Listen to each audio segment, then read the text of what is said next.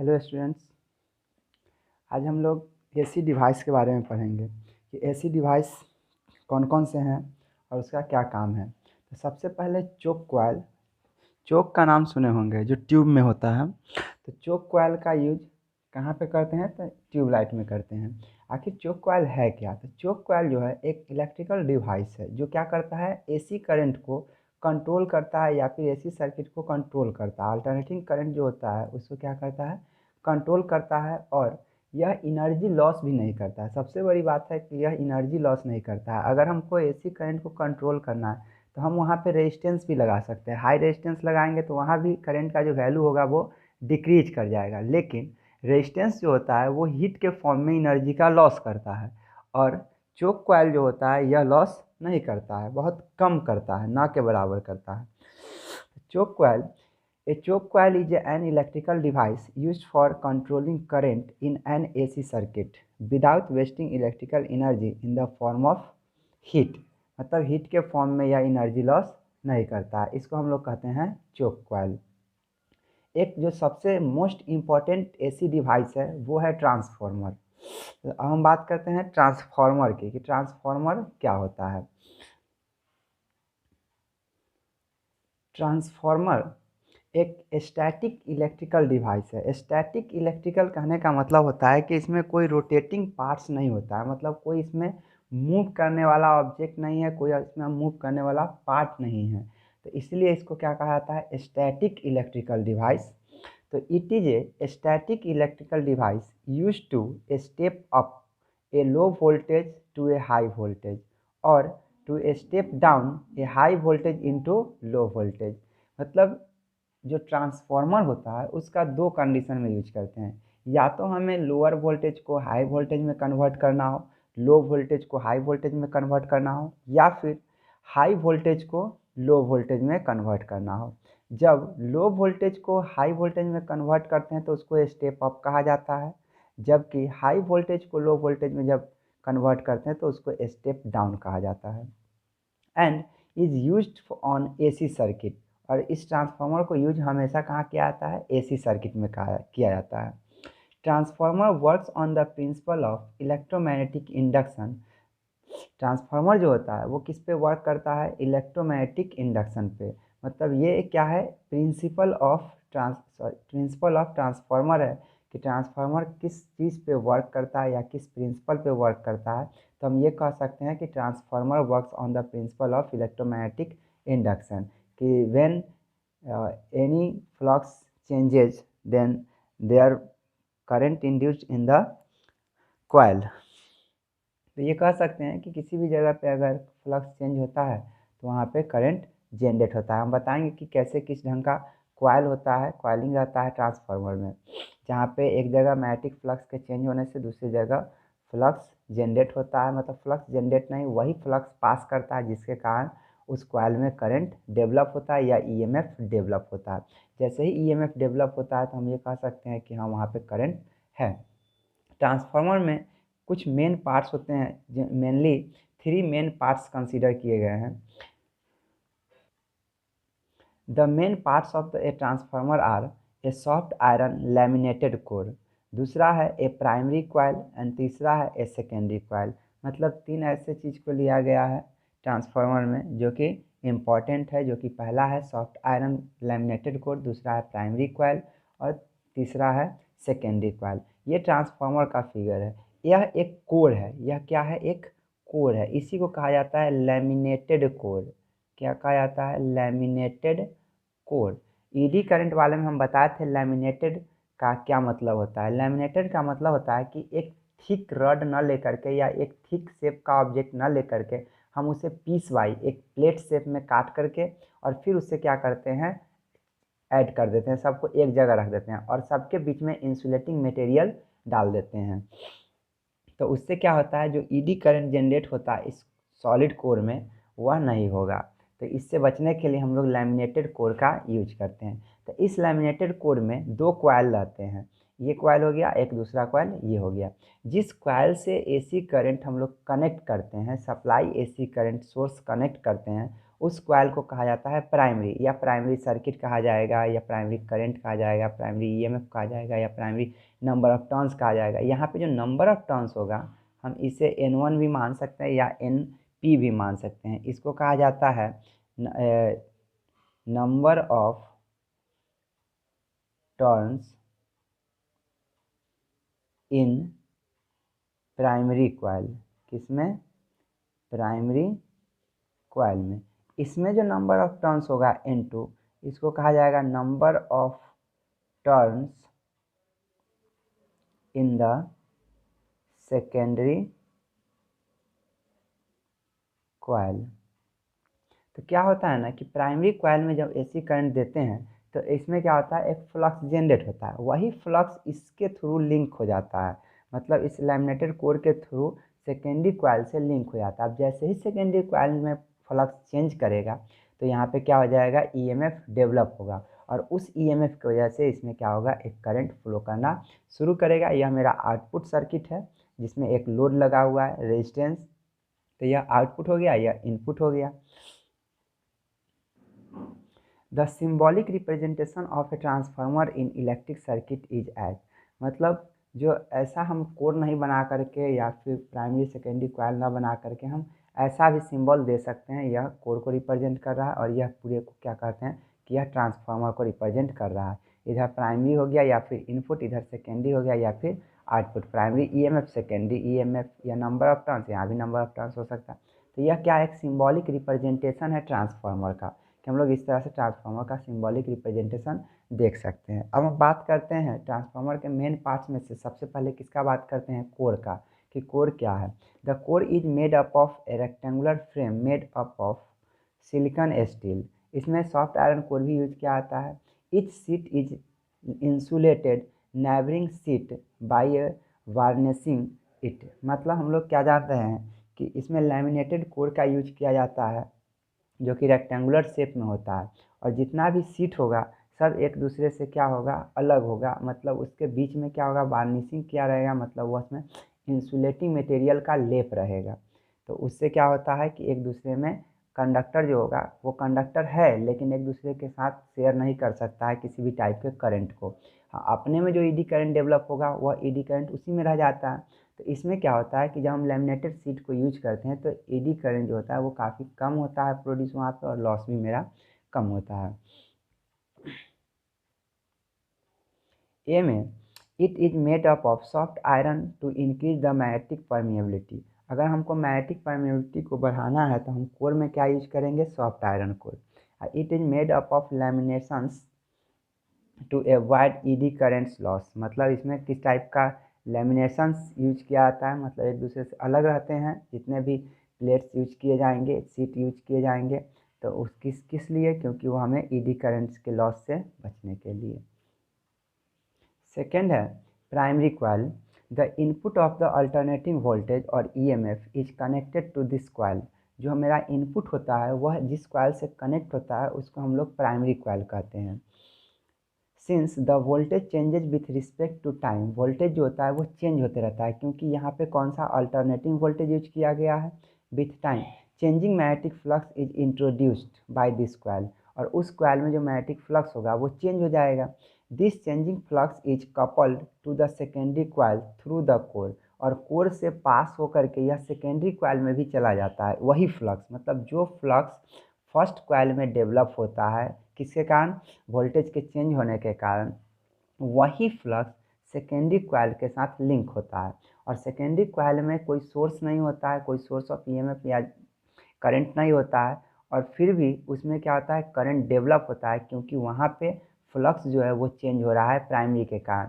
मतलब ट्रांसफार्मर जो होता है वो म्यूचुअल इंडक्शन पे काम करता है। म्यूचुअल इंडक्शन पे, म्यूचुअल इंडक्शन क्या बताता है कि जब किसी कॉइल में करंट चेंज होता है तो उसके नज़दीक में रखे सर्किट, कोई भी कॉइल होगा तो उस कॉइल में भी करंट डेवलप होता है, तो उसको बोलते हैं म्यूचुअल इंडक्शन। तो म्यूचुअल इंडक्शन पे ट्रांसफार्मर जो होता है वर्क करता है। ट्रांसफार्मर में दो कॉइल होते हैं, एक कॉइल में करंट अगर चेंज होता है तो दूसरे कॉइल में करंट डेवलप होता है, और रीज़न यही है कि जो मैग्नेटिक फ्लक्स डेवलप होगा फर्स्ट वाले में वही मैग्नेटिक फ्लक्स सेकेंड वाले के साथ लिंक होते हैं। अब है सेकेंडरी कॉइल। सेकेंडरी कॉइल को आता है। तो the output from the transformer is taken from this coil, मतलब जो आउटपुट होता है वो मेरा सेकेंडरी कॉइल से कनेक्ट होता है। प्राइमरी कॉइल में तो सोर्स कनेक्ट रहता है जिससे करंट सप्लाई होता है, जबकि सेकेंडरी कॉइल से हम लोग आउटपुट लेते हैं। The changing flux due to changing voltage in the primary coil is couple to the secondary coil. जो फर्स्ट में वोल्टेज है वह अगर चेंज होता है तो फर्स्ट में जो फ्लक्स होगा वह भी चेंज करेगा, और वही फ्लक्स कपल या लिंक रहता है सेकेंडरी कॉइल से। This will produce an alternating voltage, और जिसके कारण सेकेंडरी कॉइल में अल्टरनेटिंग वोल्टेज प्रोड्यूस होता है। Suppose there are N1 turns in the primary coil and N2 turns in the secondary. ये दोनों बता चुके हैं कि N1 जो है वो नंबर ऑफ टर्न्स है प्राइमरी कॉइल में, और N2 जो है वो number of turns in the secondary coil.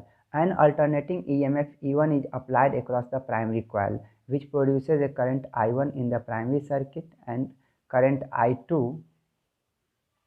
In the secondary circuit. नाम से ही पता चल रहा है कि EMF E1 जो है हम सप्लाई किए हैं फर्स्ट वाले सर्किट में, तो उसमें जो करंट जनरेट हुआ वह I1 हुआ, और उसके कारण जो सेकेंडरी कॉइल में करंट जनरेट हो रहा है वह I2 कहलाता है। Let the flux through each turn be BA, मतलब जो मैग्नेटिक फील्ड होगा इंटू एरिया होगा वह एक टर्न के थ्रू होगा। ठीक, अगर n नंबर ऑफ टर्न्स होता है n इंटू BA हो जाएगा, तो जो फ्लक्स मेरा फाई होता है वह BA के बराबर होता है एक के लिए, अगर n के लिए है तो n इंटू BA हो जाएगा। For primary as well as in secondary, primary में भी यही फ्लक्स होगा, सेकेंडरी में भी यही फ्लक्स होगा। तो क्या हो जाएगा, the EMF induced in the primary is minus N1 d∅dt। N1 में क्यों इंड्यूस होगा, क्योंकि जो कॉइल है वो इंडक्टर की तरह काम करेगा, और जैसे ही कॉइल में अगर करंट चेंज हो, फ्लक्स चेंज होता है तो उसमें एक बैक EMF जनरेट होता है जो कि माइनस N1 d∅dt होगा, and that induced in the secondary is minus N2 d∅dt, जो कि E2 के बराबर है। और सेकेंडरी में भी वही फ्लक्स चेंज होगा, लेकिन हमारा नंबर ऑफ टर्न्स चेंज है, इसलिए यहाँ N2 इंटू N ये हो जाएगा। अब यहाँ पे हम लोग क्या करते हैं, apply Kirchhoff's law in primary circuit. अगर प्राइमरी सर्किट की बात करें तो उसमें क्या करना है, किरचॉफ्स लॉ अप्लाई करना है। हम बता देते हैं कैसे होगा इसमें किरचॉफ्स लॉ क्यों अप्लाई हुआ कि E1 माइनस N1 d∅dt हो रहा है। तो देखो, अगर हम ये मानते हैं कि ये मेरा सोर्स है EMF E1, और इसने क्या किया है, प्राइमरी कॉइल में EMF डेवलप किया, तो यहाँ n नंबर ऑफ टर्न्स है, तो यहाँ पे जो EMF डेवलप हुआ है, जो इंड्यूस्ड EMF है, उसका वैल्यू क्या होता है, माइनस N d∅dt होता है। तो ये माइनस N d∅dt N1 है, तो अब इसमें अगर हम लगाते हैं तो यह क्या हो जाएगा, E1 minus N1 d∅dt equal to 0, क्योंकि किरचॉफ्स लॉ क्या कहता है कि टोटल वोल्टेज जो होता है किसी सर्किट में वो 0 के बराबर हो जाएगा। तो दो ही जगह वोल्टेज मिला इस प्राइमरी कॉइल में, सेकेंडरी कॉइल तो अलग से रहता है, तो हम सेकेंडरी कॉइल का बात ही नहीं कर रहे हैं, हम इस ट्रांसफार्मर के प्राइमरी कॉइल का बात कर रहे थे, इसमें ये इक्वेशन आ जाएगा। तो क्या हो जाएगा, applied Kirchhoff's law in primary circuit E1 minus N1 d∅dt equal to 0, therefore E1 equal to N1 d∅dt।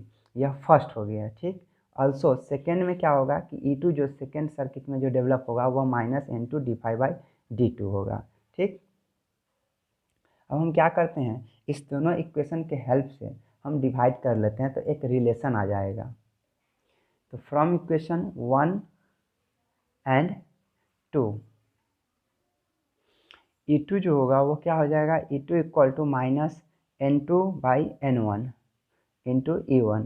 यह क्या हो गया कि E2/E1 equal to minus N2/N1 हो गया। Negative sign so that E2 is 180 degree out of phase with E1, मतलब E1 और E2 के बीच 180 डिग्री का फेज डिफरेंस होगा, इसलिए वह निगेटिव साइन आया है। This equation are valid for all values of current, किसी भी टाइप के करंट के लिए यह जो वैल्यू है E2 E1 यह क्या है, वैलिड है। अब है ट्रांसफार्मर दो टाइप के होते हैं, एक स्टेप अप ट्रांसफार्मर होते हैं और एक स्टेप डाउन ट्रांसफार्मर होते हैं। पहले ही बताएं कि स्टेप अप का मतलब होता है कि लो वोल्टेज को हाई वोल्टेज में कन्वर्ट करना। तो हमें हमेशा ध्यान रखना है कि आउटपुट जो है वो मेरा N2 है, मतलब सेकेंडरी सोर्स है, सेकेंडरी कॉइल है, और सेकेंडरी कॉइल में अगर नंबर ऑफ टर्न्स ज़्यादा होता है तो वहाँ पे क्या होता है, नंबर ऑफ टर्न्स ज़्यादा होता है तो वहाँ पे ईएमएफ भी ज़्यादा होता है। अगर सेकेंडरी कॉइल में ही नंबर ऑफ टर्न्स कम है तो वहाँ ईएमएफ भी कम होगा। तो स्टेप अप ट्रांसफार्मर है, इसलिए सेकेंडरी कॉइल का वोल्टेज ज़्यादा होना चाहिए। लो वोल्टेज से हाई वोल्टेज में गया है, जब हाई वोल्टेज में गया है तो उधर का नंबर ऑफ टर्न्स हाई होना चाहिए, क्योंकि नंबर ऑफ टर्न्स के डायरेक्टली प्रोपोर्शनल होता है EMF. If N2 directly N2 greater than N1, the secondary EMF E2 is larger in magnitude than the primary EMF। तब क्या होता है ऐसे केस में, जो सेकेंडरी EMF होता है वो प्राइमरी से ज़्यादा बड़ा होता है। This type of transformer is called a step up transformer. ठीक, इसको क्या कहा जाता है, स्टेप अप ट्रांसफार्मर कहा जाता है। The secondary current is less than the primary current, that is I2 is less than I1। लेकिन जो सेकेंडरी कॉइल में जो करंट होता है वह कम हो जाता है प्राइमरी वाले से। उधर जिधर नंबर ऑफ टर्न्स ज़्यादा होता है उधर रेजिस्टेंस भी ज़्यादा होता है, इस वजह से क्या होता है वहाँ पे करंट डिक्रीज कर जाता है। The primary coil is made from A thick wire so that it can sustain A high current. Primary coil में क्या होता है, करंट ज़्यादा होता है, I1 ज़्यादा है, इसलिए प्राइमरी कॉइल को थिक बनाया जाता है। थिक बनाने से क्या होगा, उसका रेजिस्टेंस कम होगा और उसमें हाई करंट झेलने की कैपेसिटी आ जाएगी। उसमें हाई करंट भी हम लोग पास करा सकते हैं, वह मेल्ट नहीं होगा इजीली। अब है second one, step down transformer. Step down transformer में हाई वोल्टेज से लो वोल्टेज में कन्वर्ट होता है। If N2 less than N1, मतलब सेकेंडरी का ही मतलब जो आउटपुट है उसका अगर नंबर ऑफ टर्न्स कम होता है तो वहाँ पे वोल्टेज भी कम होता है। The EMF in the secondary circuit is smaller in magnitude than the primary EMF। Primary के कंपेरिजन में जो सेकेंडरी होता है उसमें EMF कम होता है। This type of transformer is called a step down transformer. The secondary current is more than the primary current। और अब क्या होगा, सेकेंडरी में नंबर ऑफ टर्न्स कम है तो वहाँ पे करंट ज़्यादा होगा। And the wire use to make the secondary coil should be sufficiently thick to carry the high current. क्योंकि इसमें हाई करंट जा रहा है इसलिए इस बार जो सेकेंडरी कॉइल होगा वह थिक वायर का बना होगा। इफ़िशियंसी ऑफ ए ट्रांसफार्मर, किसी भी चीज़ का इफ़िशियंसी का मतलब होता है output by input. It is the ratio of output power to the input power, यानी N equal to output power by input power, इसको इफ़िशियंसी कहा जाता है।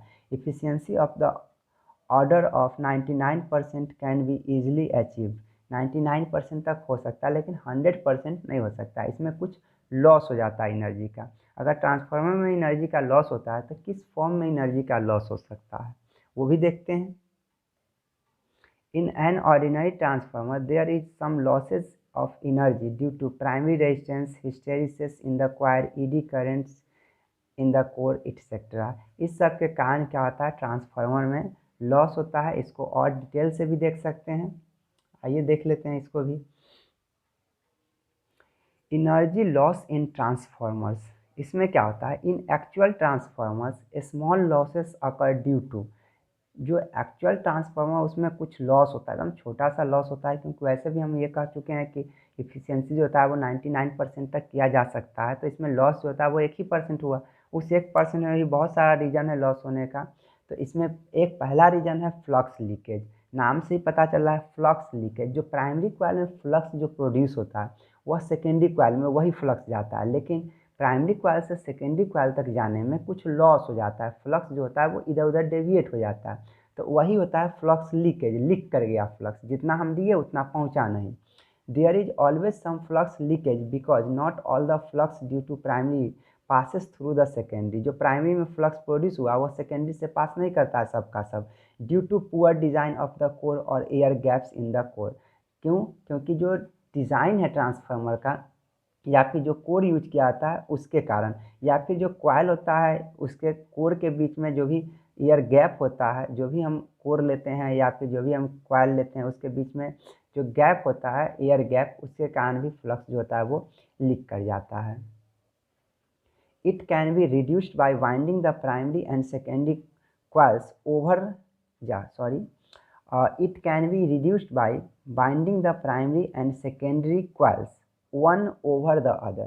एक के ऊपर दूसरा अगर कॉइलिंग हम करते हैं तो इससे थोड़ा सा लॉस कम होगा, इस टाइप का लॉस। तो इसमें देखो ये एक प्राइमरी कॉइल है और इसके ऊपर एक सेकेंडरी कॉइल यूज किए हैं, तो जैसे ही प्राइमरी कॉइल में चेंज होगा तो सेकेंडरी कॉइल में क्या हो जाएगा, फ्लक्स चेंज हो जाएगा, या फिर फ्लक्स प्राइमरी में से ऊपर वाले कोई प्राइमरी मान लो सेकेंडरी में चेंज हो जाएगा, तो यहाँ पे लॉस जो होगा फ्लक्स का वो काफ़ी कम होगा। दूसरा लॉस है resistance of the windings.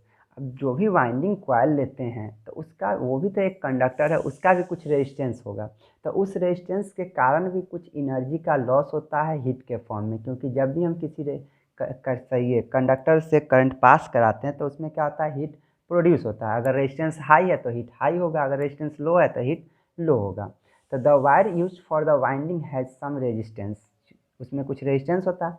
So energy is lost due to heat produced in the wire, जिसके कारण एनर्जी जो होता है वो लॉस हो जाता है हीट प्रोड्यूस होने के कारण। These are minimised by using thick wires. अगर थिक है, मोटा है, तो मोटा जो होता है उसका रेजिस्टेंस का इन्वर्सली प्रोपोर्शन होता है। क्रॉस सेक्शनल एरिया जो होता है किसी वायर का वह रेजिस्टेंस के इन्वर्सली प्रोपोर्शन होता है, तो जितना थिक वायर यूज करेंगे उसका रेजिस्टेंस उतना कम होगा, और जितना कम रेजिस्टेंस होगा उसमें हीट उतना ही कम प्रोड्यूस होता है। थर्ड है ED currents. The alternating magnetic flux induced eddy current in the iron core and cause heating.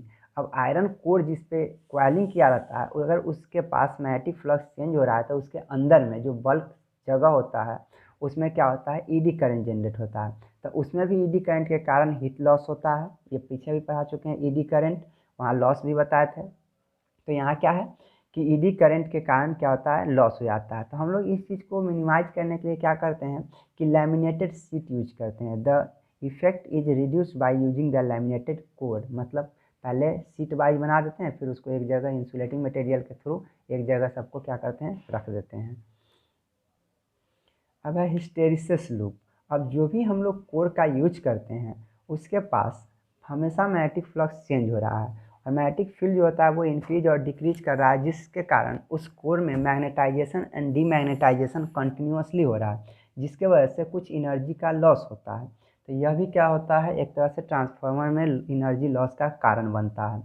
The magnetization of the core is repeatedly reversed bye N alternating magnetic field. Alternating magnetic field के कारण हमेशा magnetisation जो होता है वो repeat होते रहता है और रिवर्स होते रहता है। The resulting expenditure of energy in the core appears as heat, जिसके कारण उस कोर में क्या होता है, हीट जनरेट होता है। It is minimised by using a magnetic material which has a low hysteresis loss. इसमें हम लोग ऐसे मैग्नेटिक मटेरियल का यूज करते हैं जिसका हिस्टेरिसिस लॉस काफ़ी कम होता होगा, जिससे क्या होगा, लॉस तो होगा लेकिन कम से कम होगा। Thank you.